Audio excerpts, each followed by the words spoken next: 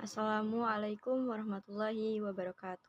Perkenalkan, nama saya Salsabila Anggun Azahra. Di sini saya akan menjelaskan sedikit materi tentang disintegrasi bangsa.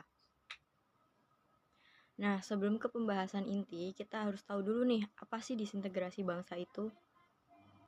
Jadi, disintegrasi bangsa adalah kondisi ketika suatu negara ini mengalami perpecahan sehingga terjadinya pelunturan persatuan yang ada di negara tersebut.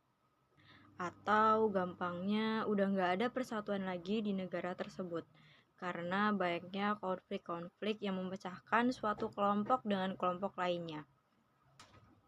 Indonesia sendiri pernah mengalami disintegrasi bangsa loh, terutama pada saat setelah kemerdekaan. Nah, pertanyaannya, kenapa kok setelah merdeka masih ada disintegrasi bangsa? Itu dikarenakan adanya perjanjian Renville yang ditandatangani oleh pemerintah Indonesia dengan pemerintah Belanda saat itu, yang menurut masyarakat Indonesia itu sangat merugikan bangsa Indonesia. Nah, itu salah satu faktor dari luar ya teman-teman.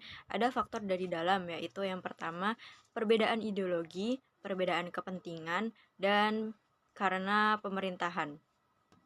Nah, kita bahas satu-satu. Yang pertama itu karena perbedaan ideologi. Kenapa sih kok bisa munculnya kelompok pergolakan karena perbedaan ideologi ini? Sudah dipastikan karena adanya perbedaan itu sehingga kelompok-kelompok ini menginginkan ideologinya untuk dipakai di Indonesia. Sedangkan pada saat itu Indonesia mempunyai ideologi, yaitu ideologi Pancasila.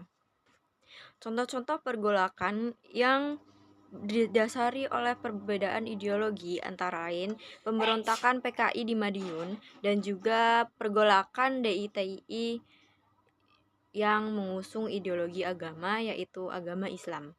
Sedangkan PKI sendiri mengusung ideologi komunisme.